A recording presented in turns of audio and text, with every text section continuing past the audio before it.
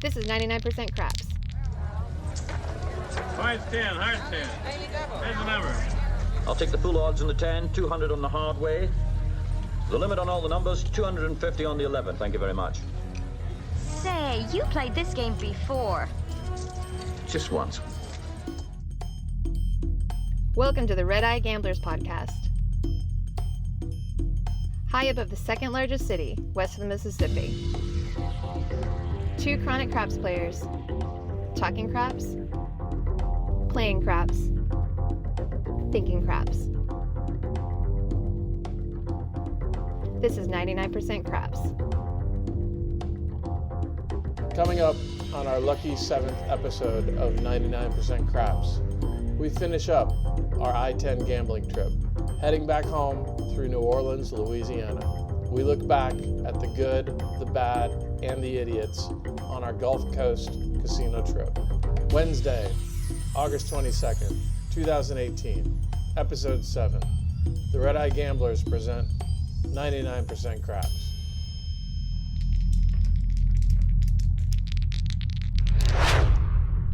Well, I do know one thing we need to do is we need to actually say thank you to you guys out there for listening to 6 episodes and counting.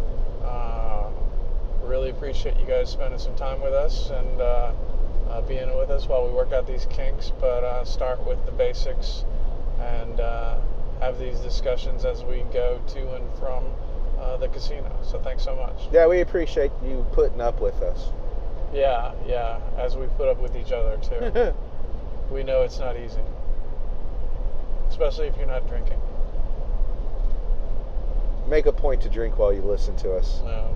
I'm much cuter when you're drunk.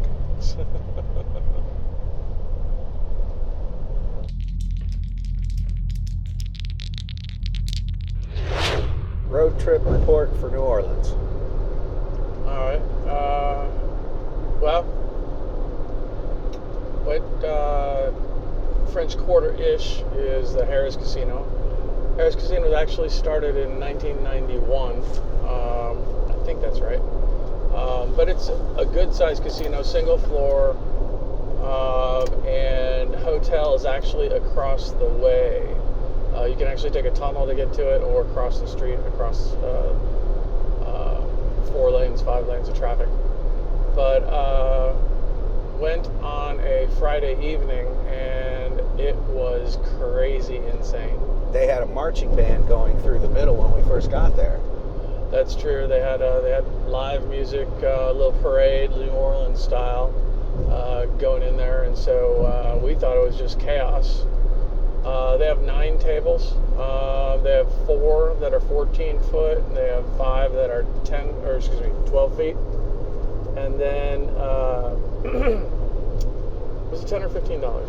I think it was $10. It was $10. $10 minimum, and it was 10 times odds. And they had the ATS, and then 2 of those 9 tables were crapless as well. And they are basically lined up in the middle of a thoroughfare on your way to the cashier. So you've got your backs to a lot of traffic. A lot of just back and forth people going just through the casino. Because the other thing is, it's a way to get through to the other parts of New Orleans. So instead of going around it, a lot of people just walk through it. So that was kind of annoying, but it is what it is. Let's see. Well, and then we tried, the back tables are so close to the card games that people were bumping into us.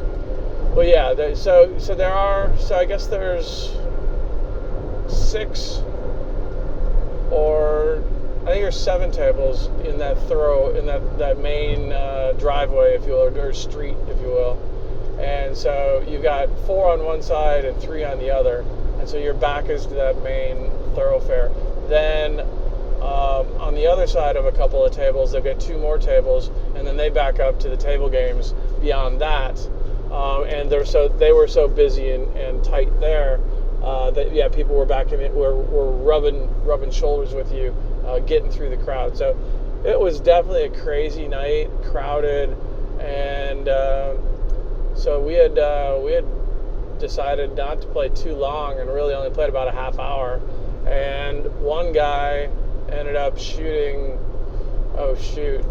When we got there, he was shooting and had just almost hit the ATS, and then probably played for another 20 minutes, and then did hit the ATS, the full ATS, and he was yelling and screaming and being all animated, and then said he was with his son, and he was teaching him how to play, and this was his first time playing, and so then he ended up throwing for like a half hour, and because we had assessed this place as being crowded and crazy, there was no way they were going to have back-to-back monster rolls, right? We thought so. Well, we thought so, and therefore we lost. But it just goes to show you that as much scouting as you want to do on the conditions around a table, it really has no effect on the dice at the table and who's got them. Because they were very calm, they were having a good time, and if we would have just sat on the 6 and 8, we would have made a mint, as opposed to getting on the don't and the don't come. If you only knew the power of the dark side.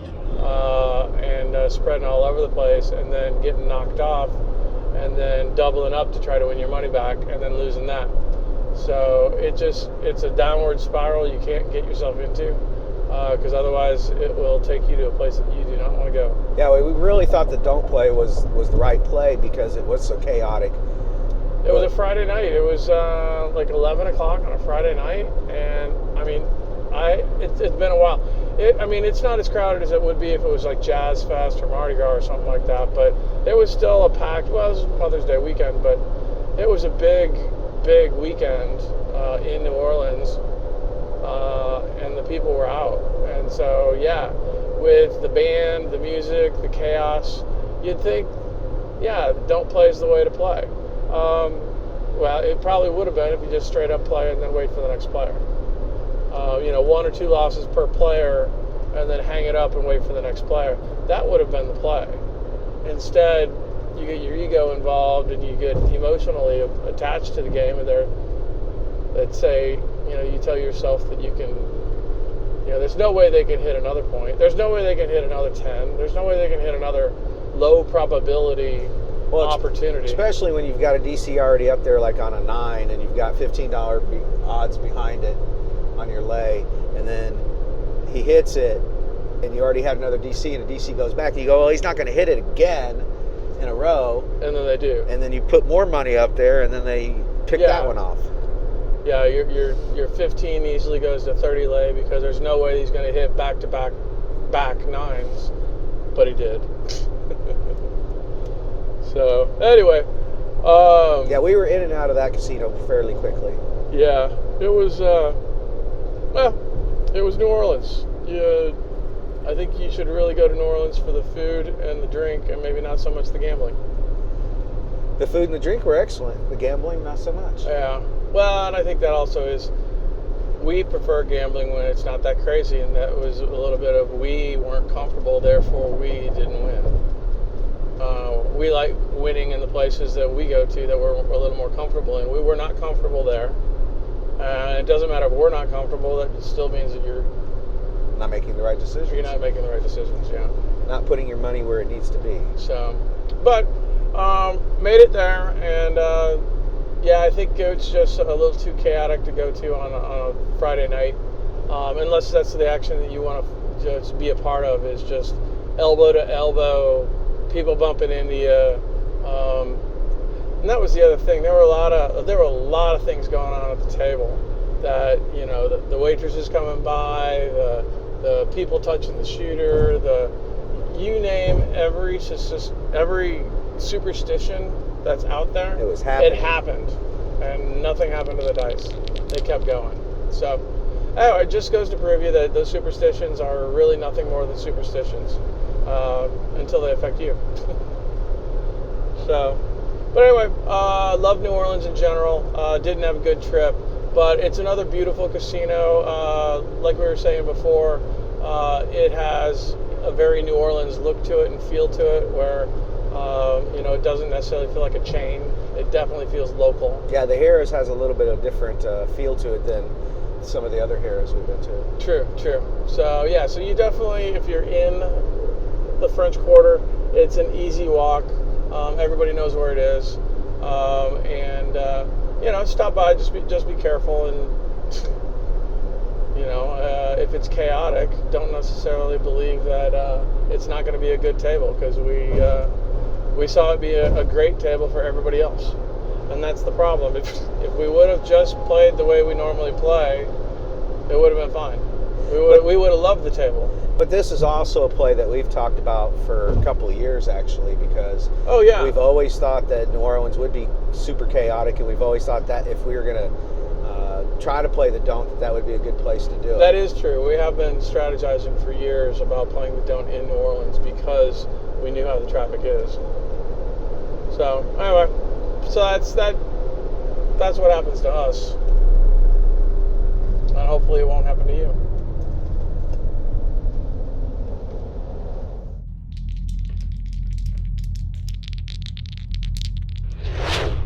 Well, overall, what do we think of Biloxi? I liked Biloxi. Biloxi was a little bit of a slower pace. The casinos weren't outrageously far apart. No, it's not like downtown Vegas, but we had 7-8 casinos all within a 5-mile radius. Yeah, something like that. And I think, like we were talking about before, a lot of them are paired up, so you've got one right next door to the other. And there's free parking everywhere. It was between $5 and $10 tables. I don't know, the staff. They were probably by far some of the worst dealers I've ever seen. Yeah, they weren't very cheerful. They weren't very mathematically inclined. You definitely had to pay attention to your bets and make sure you got paid. I didn't get a lot of attitude. There wasn't attitude so much of people getting pissy, but they just, it's like I've talked before. I don't like playing at places where they're looking at the clock waiting to get off. That they don't like being at work. They weren't excited to be there. No, it's the hospitality industry. You should be into customer service and into making tips, and they just don't know how to make tips, and so therefore their service friggin' sucked. A lot of these other places that we go to, the dealers are like bartenders.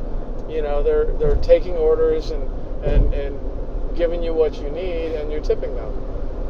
And it's amazing how many dealers don't get the whole tipping side of the business. So yeah, because an extra smile could get you an extra $1. Easy. Or just the way that you talk to somebody and not yell at them for making the wrong bet, but explain to them what's going on. I guess that's the one thing that Biloxi didn't have, is there was absolutely nobody teaching people or telling you how to make a proper bet, or correcting you in a way that was helpful. If anything, it was a lot of, I'll slap your hand if you do that again. Right. Which then just makes it not a comfortable experience. Well, and it doesn't increase the table positiveness either. Yeah, the table karma. No, I agree. So, if anything, that would be the deal is, I would say half of the places did not have a good, have good staff. They had adequate staff, but not good staff. So, and I think we already said, our favorites were definitely the Beau Rivage and the Golden Nugget. And I think those are a couple different reasons. One is actually, if you look at their parent or their sister property or cousin property, we enjoy playing at those. We like the Golden Nugget in Lake Charles. We like the Golden Nugget in Vegas. We also like the Bellagio in Vegas, which is a sister property to Beau Rivage. So there is a sense of comfort there that I think relates to you. I do believe that you will play better in a place you're comfortable at. I completely agree with that. Our I-10 road trip to Biloxi and back, we didn't hit quite as many casinos as we thought we would. It's just, well, we spent more time at casinos than we expected. We thought that we could go in and out in a half hour and play. There were 20 or 30 minutes on a table just usually isn't enough. Yeah, there were places that we did do that, but it was usually we didn't have a good feeling. If you have a good feeling about a place, you want to stay. And then, you know, you have a good roll for a little bit, and you're, you know, up $20, and then all of a sudden you lose twice in a row, and now you're back down 50. You want to try to give time to get that 50 back plus some. So, yeah, the suggested time at casinos were way off whack. So we didn't hit as many as we wanted to. But I don't think there's anything wrong with that. I think we hit as many as we needed to. I think we hit all the important casinos. Well, we definitely hit all the important casinos.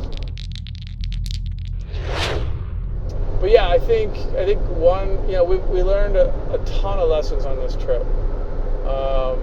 And one is you are definitely going to play better at a place you're comfortable at.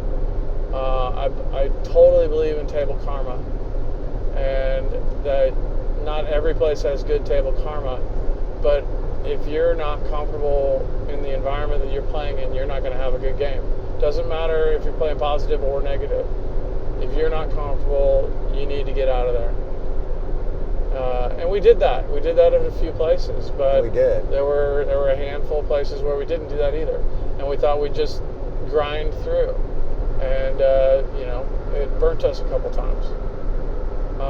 You know, I think the other thing is, since this was a 6-day, 7-day trip, and we were trying to hit, you know, over 15 casinos along that way, the bankroll that we had for it was decent, but it wasn't enough for us to play the way we normally play.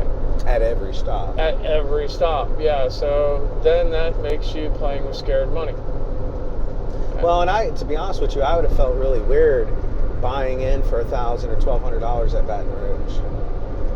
Fair, yeah. Well, I think there's $5 tables where you can buy in for $5, $7, or $1,000, depending on what bets you're going to do. But yeah, those the Belle of Baton Rouge and Hollywood Casino are both kind of $5 blue collar kind of places. And if we're only going to be there for a half hour, or that's your plan, then yeah, buying in for $1,000, you know, might seem a little odd, unless you're playing and especially $30 sixes and eights. Well, sure, but also on top of that, we had already discussed a stop loss point, that if you lost so much that you would have to stop. So, you know, you're buying in for $1,000, but you know you're not all that money's going to hit the table. True. Yeah. So anyway, I think overall we probably didn't have enough money for the trip for all the stops we were going to make. I mean,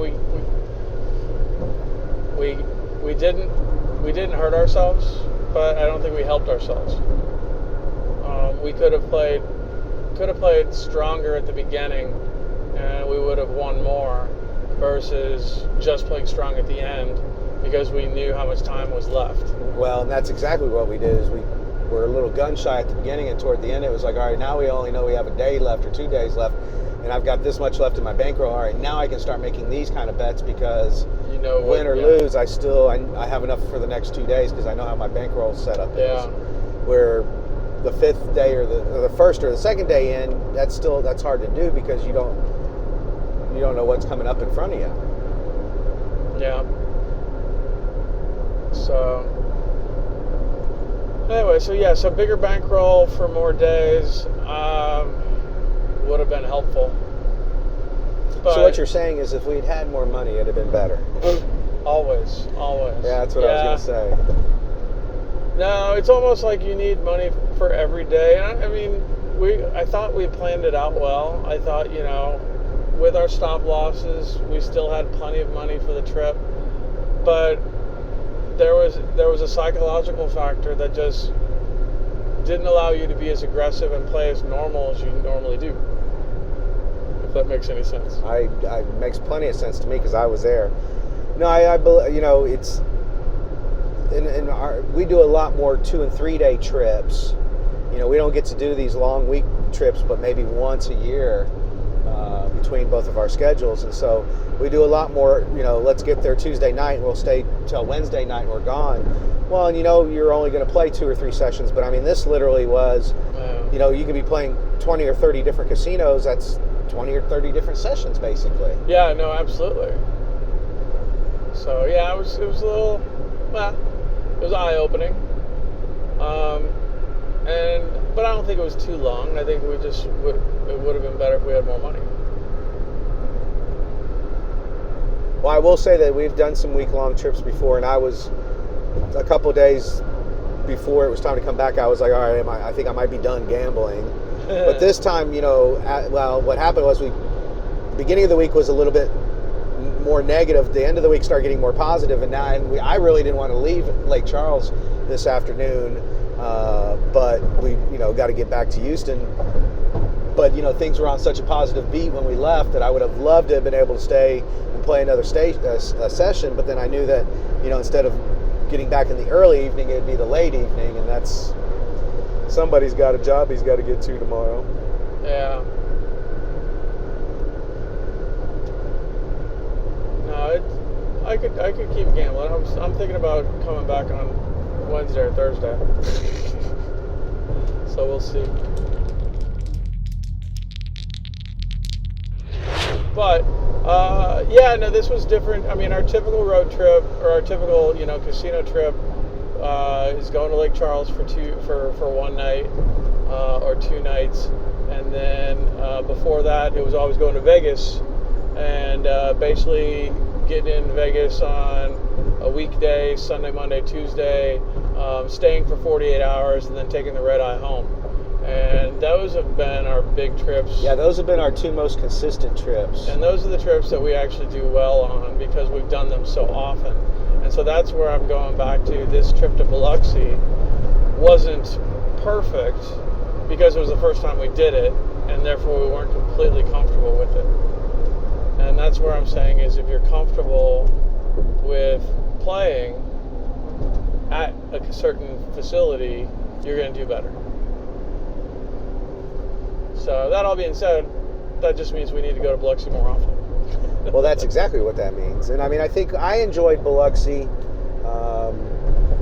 and I think the summertime, it's not quite, school's not quite out. I think it is this week, but basically it's Memorial Day to Labor Day. I think that could be a fun trip. It can be a fun trip. The future problem that I see is I-10 traffic. Because realistically, there's only one way to get there, and then everybody's going. And so everybody's on I-10, and so you got to watch out for the idiots on the road, besides myself, and make sure you're not behind an accident or something, and then you're sitting in traffic for an hour trying to get around. That was what we loved about this trip, was broken up. Basically, every 2 hours we had a stop. And so it didn't make the 9-hour drive or 8-hour drive to Biloxi unreasonable. Staying in Lake Charles, overnight, and then going the next day. In 2 hours you're in Baton Rouge, and then an hour and a half, then another 2 hours you're in New Orleans, and then New Orleans is only an hour and a half from Biloxi. Those all have casinos. They all have craps tables. So it was a way for us to break up the trip. And you're not driving 4 hours straight somewhere. I think going forward, that's what we might do. And again, is stay in Lake Charles to kind of get started, and then that way, going to New Orleans is a 4-hour trip instead of a 6-hour trip. Yeah, because that 6-hour trip that's rough. Anything more than 4 hours, I think, is tough, is uncomfortable.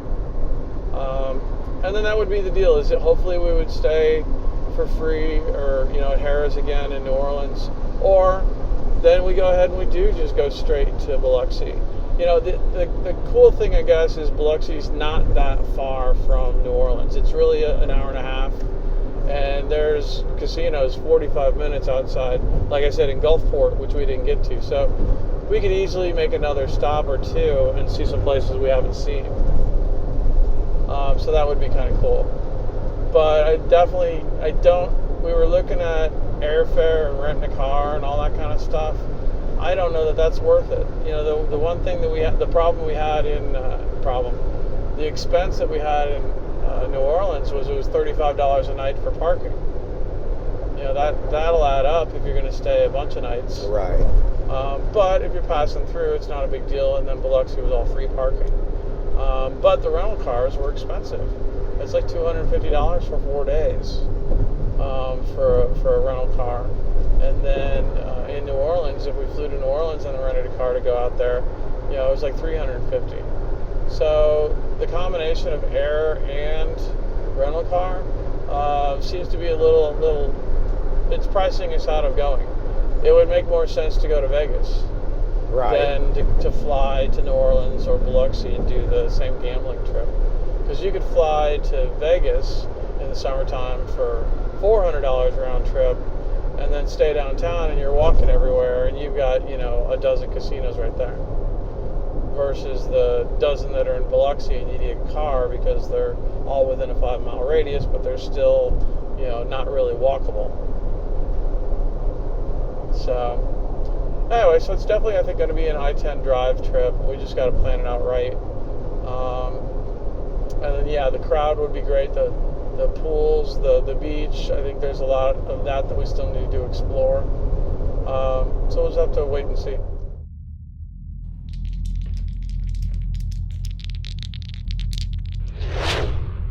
That's a little bit of etiquette of when to buy in. Definitely when the puck is off, definitely when the dice are in the middle, and then try to make eye contact with the dealer, and he will usually nod and tell you, yeah, this is a good time to do it.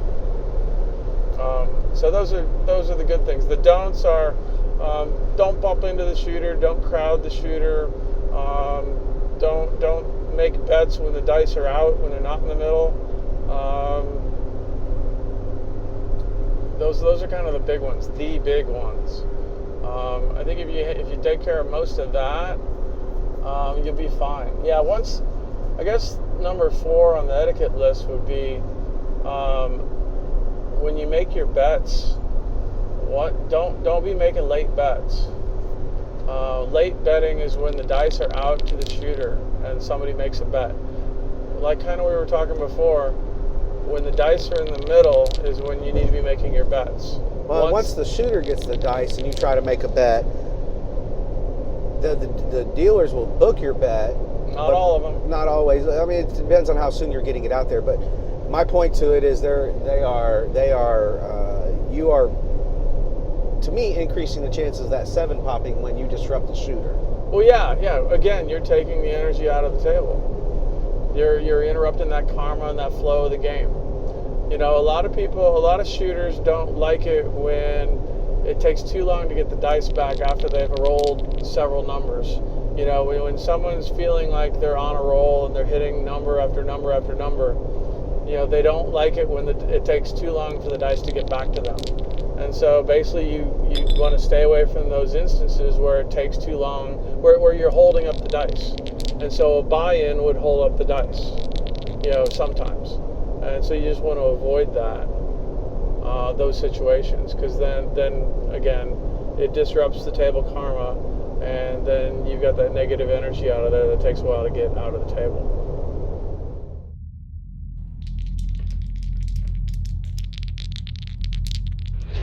Well, where the gentleman was trying to put a proposition bet in the corner instead of throwing it out to the proposition bet. Oh, yeah. Well, okay. So if you're making any of the proposition bets or hardway bets, all those bets go into the stick man.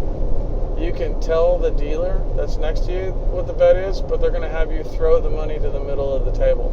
So if you can throw the money to the stick person and tell them what your hardway bet is, or your horn bet, or your bet on the 12, or your bet on those different proposition bets, that's the proper way to do it. And don't forget that these dealers are multitasking. So when you throw that bet and you say $4 horn bet, they might put their hands on the money, but they might have already still been doing another bet. That's true. And then when they look at you, repeat your bet. Yes. Yeah, don't just throw it out there, because they need to make sure that they're putting the bet in the right place for you.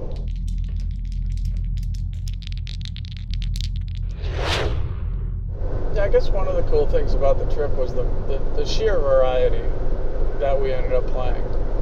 I mean, it was pretty cool to be playing 3-4 different casinos every day.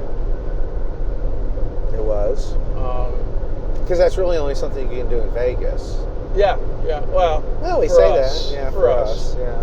I mean, us being in the South, we don't have that many options, so it was kind of nice. But yeah, no, it was the variety, and I guess for the most part, all the tables were relatively decent. Even the half tables were kind of fun. You know? Oh, the half tables were fun. We made money once. We made good money once and lost a little bit twice, I think. We lost like $15. Yeah, I mean, which is nothing. The reason we lost is because we didn't stay. We only stayed there for like 30 minutes. Yeah. Yeah, I know the variety was good. I don't know if we need to come up with a crapless strategy, because I don't know that. Well, we really didn't run into crapless that often. Well, New Orleans, Lake Charles. But we could always play another table. Yeah. But the only place it got to be a Harrah's. problem was Harrah's in Biloxi, because they had 2 tables, but they only had the crapless going. You know, and so that's the problem. That's the only thing is if they only have a crapless table going, I think we need to come up with a strategy. But you know, and then what did we do in Biloxi? We just went to the casino across the street or down the way and played at their table. So it's more like their loss versus us coming up with a strategy. And again, I think the strategy might be you need a bigger bankroll. Because I think more to cover. Well, I think the strategy actually is you play all the numbers and then hit a couple and turn everything off. It's definitely a regression table, because there's no hedging. No. Can you hop 7s on a crapless? You can hop 7s. Can't lay. Right. And then the other thing is, I think every crapless table I've seen has been $15 minimum. Well, the one we played at Harrah's was 10. In Biloxi. Oh yeah, it was 10. Yeah, but almost everywhere else. New Orleans was 15, and Lake everywhere Charles else was 15 as far as I saw. Yeah. Yes. So that's $150 to lay everything across. So, but I think we just need to. I guess we'll come up with a strategy eventually, but I'd rather play on a regular table than a crapless table until I start throwing 2s and 12s. Right, you can't get a 2 or 12. I can't get a horn bet, or I can get 11s and 3s, but I can't hit a 2 or 12 for anything. Although I hit one today.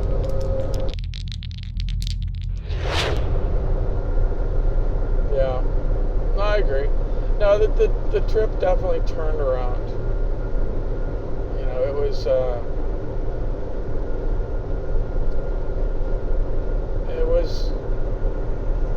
was business at the beginning, and then it got to be the game in the middle, and then it became we don't have enough money to play the game. And so then we start playing conservative and non-aggressive. And then it's the end of our trip.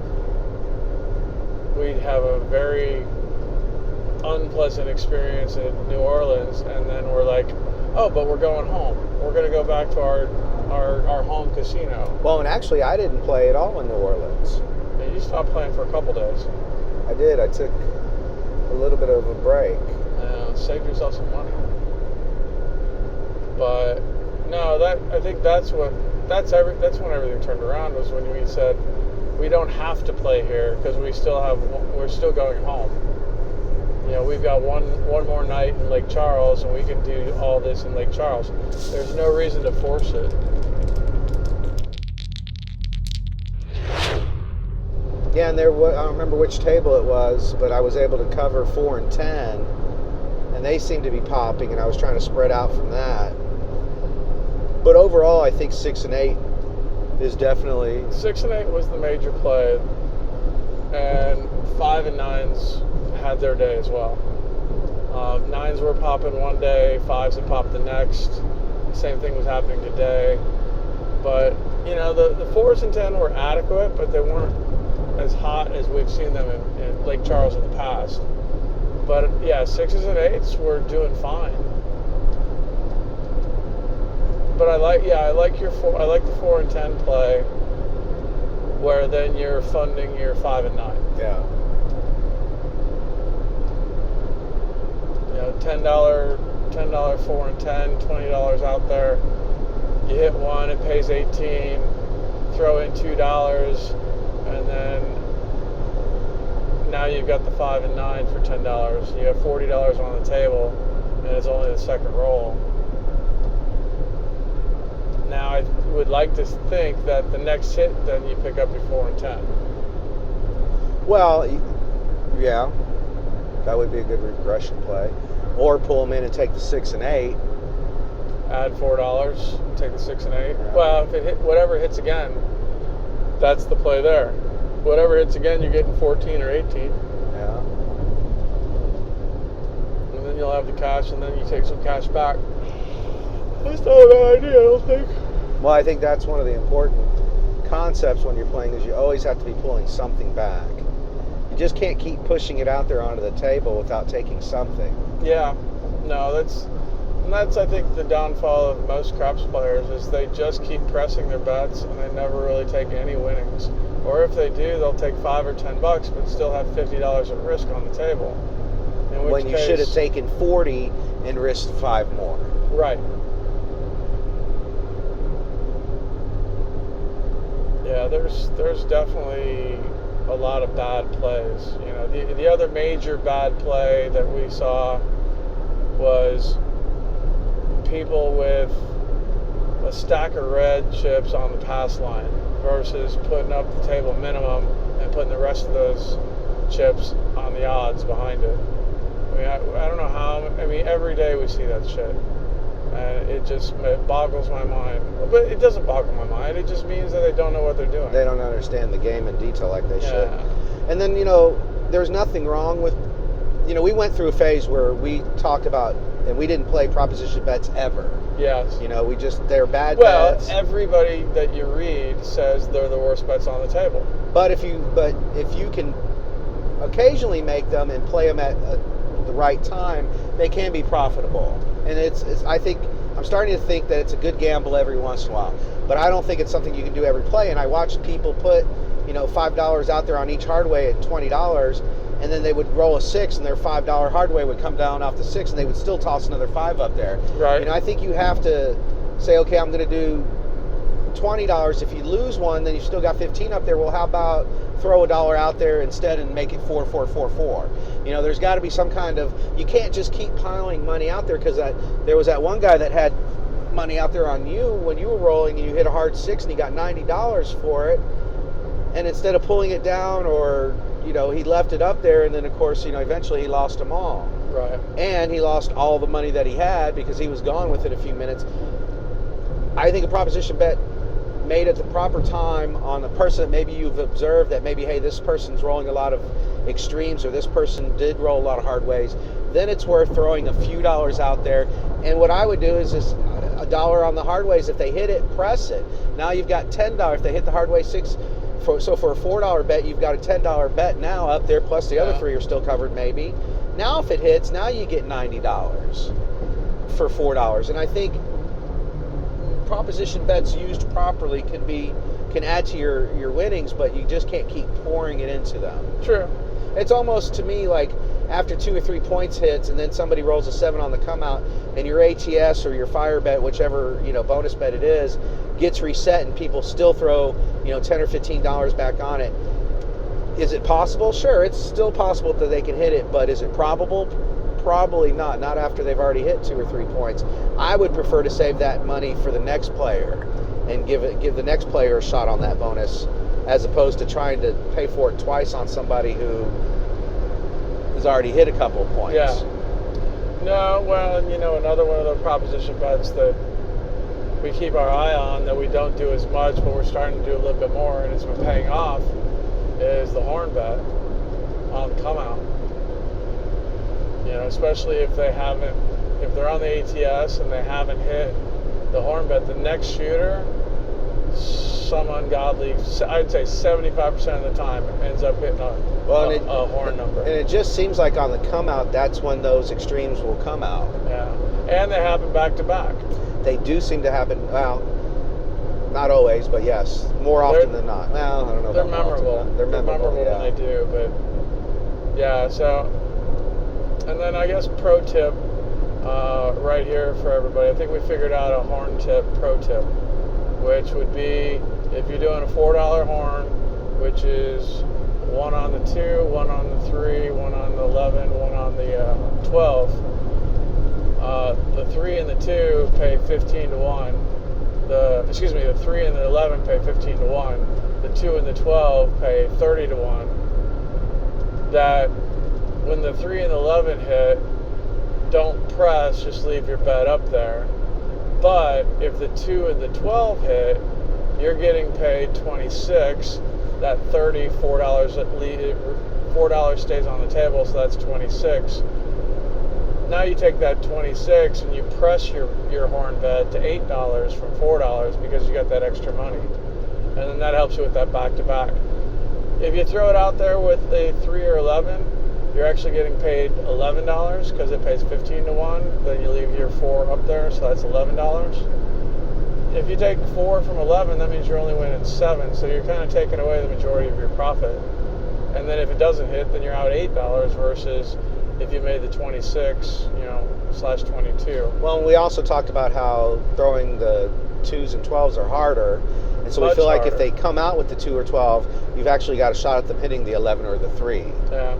Although on this trip, how many back-to-back 2s and 12s did we see? We saw a few. We saw one guy threw 3 12s. Yeah, in a row. Did. Not, yes. There was one number in between. I think it was 3 out of 4. Was it 3 in a row? It was 3. Well, and the other thing I was doing is I was adding $1 to any 7, so that if a 7 did come out on the come roll, or it would protect my horn bet. So for the $4 horn bet plus $1 any 7, which apparently I learned today is called a whirl. It's actually called Whirl Bet and the World Bet. What's happened is it's lost its, I want to say the South has given it the Whirl Bet because they don't pronounce their syllables correctly. Because if you go to Vegas, it's the World Bet. See, and actually, what's funny is that's what I thought in Vegas. I thought that's what they called it. It is, but now they actually have Whirl, W-H-I-R-L, printed on the tables in the South. In some places. Much like that one guy said, something about a Mississippi education only get you so far. That's true. Yeah, so anyway, and that's one of those interesting things. But yeah, that's a good way to hedge your horn bet. And actually, it works perfect. Well, unless you have a pass line bet. Right, well, yeah, exactly. If you have a pass line bet, then you don't need to protect it because you're already going to get paid on a 7.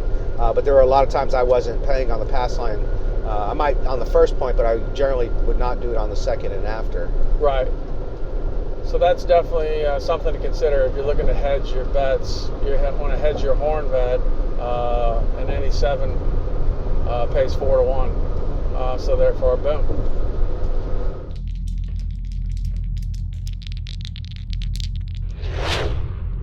Do we want to talk about the don't player at Gold Nugget last night at all? Sure. You underestimate the power of the dark side. At the Golden Nugget, Saturday evening, and we get to the table buy-in, and The guy has nothing. He's got probably $1,500 in black chips. So 15 black chips next to us. And he is chit-chatting with his friends and playing against the table. He's the only one on the don't. And he's ranging his bets anywhere from $200 to $500 on the straight-up don't. But actually, what he was started to do was he was actually playing the DC, the don't come. Give yourself to the dark side. After the point was established. Well, what he was doing is if he was putting $200, $300, $400 on the don't pass line, and if they hit that point, he lost it. He did that after. He was a don't come player only. If you only knew the power of the dark side. After he started losing so much, then he started playing don't pass. He was saying that he doesn't like playing the come out because he gets hit by 7s and 11s too much. Of course he does. So the problem is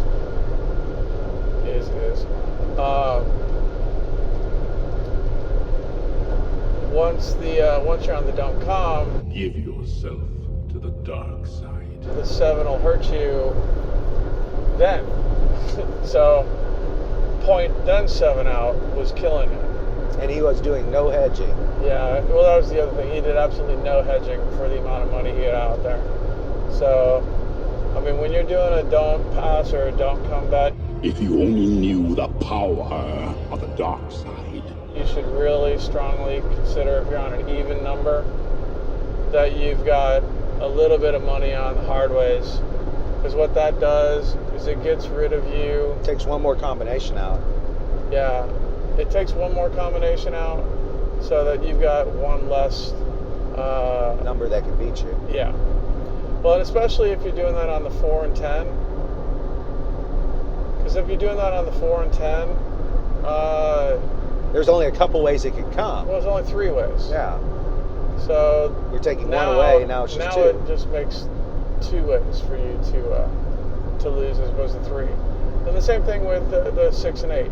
There's no reason why you should put a little bit of something out there just to hedge, especially if you've got $500 out there. Right, because I mean, you could put $30 up there, and that would at least wouldn't pay it all back to you, but it would at least be something back. Well, and what's wrong with getting 470 out of your 500? Exactly. You know, that's kind of the thing. You know, you have to be smart. If you're going to play that with that much money, you need to be smart about it.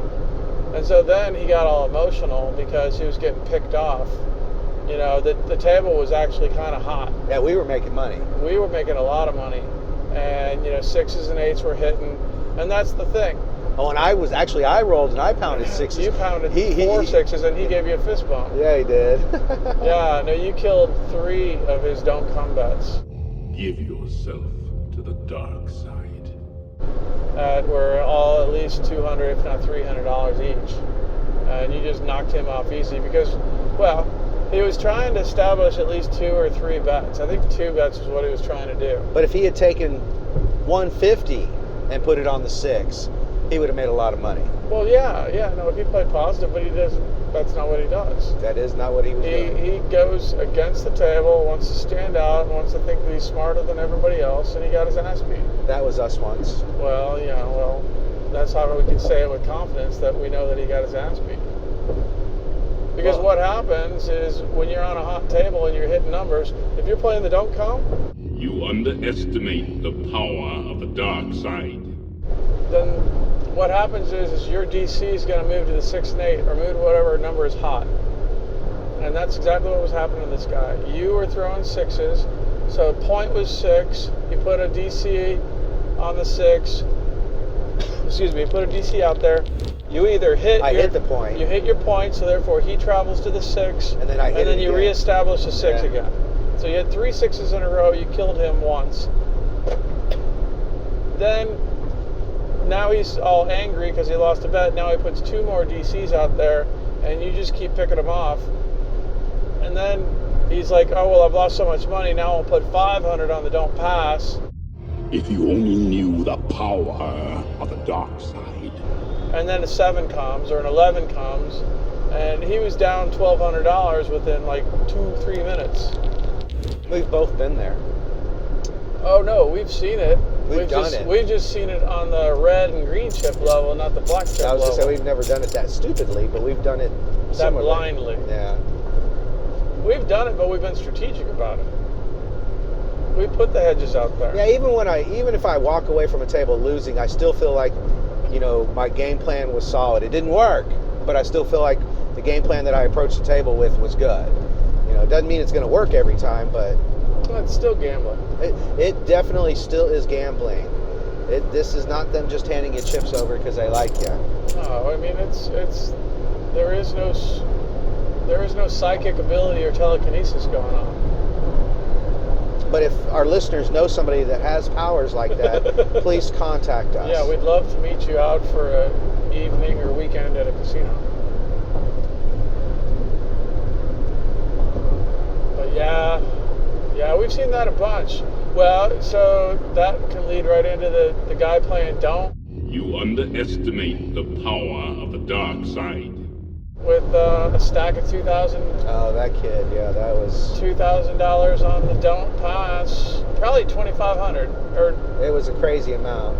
it was a big stack on the Don't, and he had at least 10,000 in his rack at the beginning, and so he must have lost, you know, $6-7 grand just making the same bets, Foolish stupid bets. And he rolled before he did all that, and he had a decent looking roll. We were actually wanting Waiting for him to roll. wanting him to get the dice back so that we could give him another shot. Yeah, that's what he did. He lost all of his money before he had the opportunity to roll again. And the table was not packed. No. It was going to come back around to him fairly quickly. He was betting across, you know, a couple $100 each and losing. And kept doing that, kept making crazy bets. And then finally, we looked down at the end of the table, and he's got at least $2 grand. It was at like least. BBC out there, big black chips. Yeah, it was amazing. And then, sure enough, it was like 7 on the come out, and he loses. Oh, and then he buys back in for another 5 or another 3 or something. I think 3. And then does it again and gets whacked by the point. You know. And then before that, Well, and actually, what was so upsetting about that was the guy had a decent roll, but his girl had a much better roll. Right. And we were actually really excited for her to get the dice back. And of course, he makes this move, and he loses all the money, and then they leave. But we were actually excited to see her get the dice back because she had 15 or 20 toss roll, I think. yeah. I mean, she was hitting numbers too. She wasn't hitting, you know, crap. She was hitting numbers. Well, that was a Beau Rivage. But even before that at Beau Rivage, the night before, we watched another guy. He lost about 15 grand. And all he was doing was he was laying the 4 and 10. Oh, the Indian guy. Yeah. The guy that we met at The guy we ended up playing with on the Don't. If you only knew the power of the dark side. Next Harrah's morning. on the bathtub table. Yeah, the next morning, that's right. Yeah, he had lost 15 grand in less than a half hour. You talk about evil eyes. That guy was Oh my staring God. you down from the backside And of you that were the table. one that killed him, weren't you? No, it was the guy next to me. I was not. Yeah, no, it was not Yeah, me. he was laying the 4s and 10s, and the guy next to me, the FSU guy. Oh, yeah, that's who it was. He had marked the Don't player as, I want to take all your money. Yeah, he ended up making it him against that guy instead of him against the casino, which in my mind is a mistake. He ended up actually winning money, the FSU guy, but I think more times out of not, if you have that attitude, you don't do it. Oh, correct. Well, I don't know that he made money because he was making some crazy bets too. No, he walked away with more than he came with. Not that much more. No, but because he was still betting like 250 on the 6 yeah, he still was putting down some Yeah, money. he was putting down money and then pressing his bets. Well, you know those FSU guys are a little crazy. They are, because they're used to winning. But yeah, no, poor Indian guy, he just couldn't get off the 4 and 10. Well, and I think this comes back to a discussion that we've talked about this before. You can't play the same every time. Yeah. And you know, if you and he would get his money from his 4 and 10s, but you know, you got to get 2 to, when you lose one, you got to hit 2 to make even. And I think, in your mind, or not in your mind, you have to have a set stop rule on this. Yeah, well, you can only lose so many times on one person.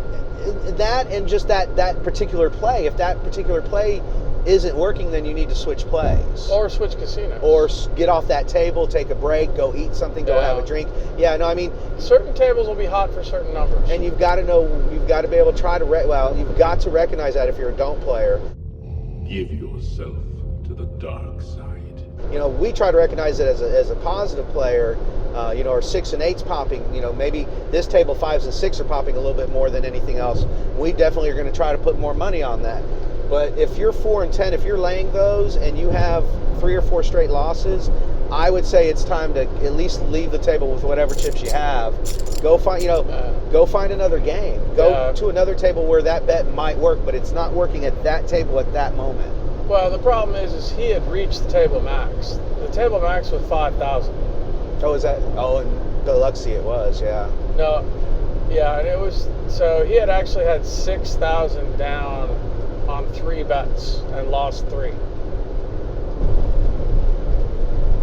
And yeah, no, he had a ton of chips at the beginning, and then he was at a $400 level, and then a $1,000 level, and then started playing 15, and then he'd get up to 25, and then those last 3 were 5,000, 5,000, 6,000, because he'd reached the table max. I wonder how somebody like that feels after they walk away from a table. Well, apparently he felt fine because we saw him the next morning. Early, too. Yeah, although he was betting with quarters instead of black chips. Right. I give him that. And then he made a little bit of money, but not a lot. Because we made some money on that trip, on that morning as well. Well, what was funny is that morning we ended up playing the don't with him. Sure. And well, that's the other thing. There's something to be said about when an entire table is playing don't. Give yourself to the dark side. Now that's fun. That's entertaining.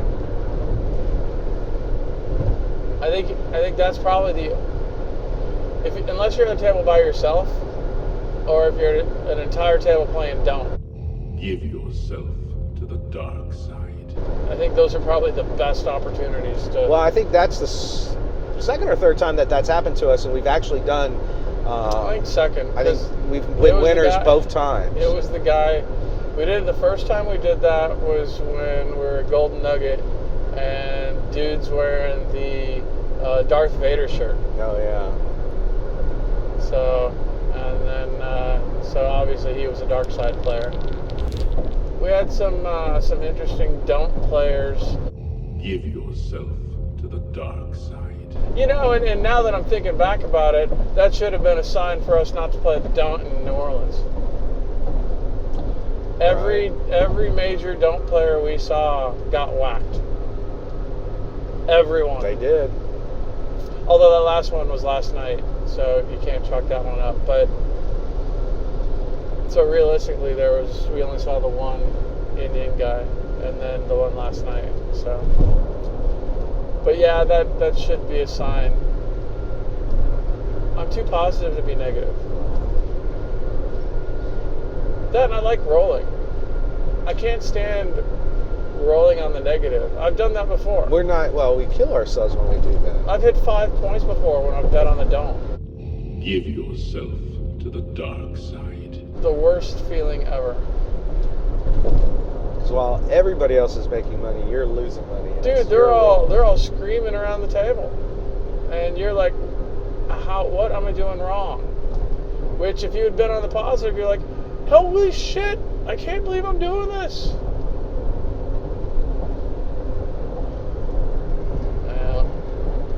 Yeah. But no, we had a decent time on the ATS. I hit the ATS when I needed to. When I had $5 on it. 515. Only needed a 11 and 12 to hit the tall. Man, I gotta figure out how to hit a 2 and 12. Well, I can't hit a 12 for the dice set for it, but I need to practice with it. We're talking about practice, man. I mean, how silly is that, man? We're talking about practice. Because I'll tell you this. Well, My hardway set and my 3V, they were keeping me alive today. And I was basically 2 throws with one throw with the other. yeah, no, I find it back and forth. I do that too, and I do that with the idea of hopefully I'm confusing the 7. Well, you have to. I don't know about confusing the 7. What you do though is you have to understand when a dice pops up, what it is, where it's like, at on that set. Yeah. So you know when you throw the hardway set and you see a 6, well, that means your dice are splitting off axis. You know, but you know when I got a 3V and you know something else pops up, you know, then I've got to think, okay, which dice was it? You know, so. But I did enjoy throwing today. It made a really nice end of the trip to be ending on a positive note. It always helps to walk away with more money than you came with. That's true. That's true. So overall, I would say Biloxi trip was definitely enjoyable. Would always have liked to make more money. Did not hit our win goal, but we didn't hit the casinos. We didn't play the way we talked about playing. Well, you know, once you're on the road, there is no control. Yeah. A little bit like that.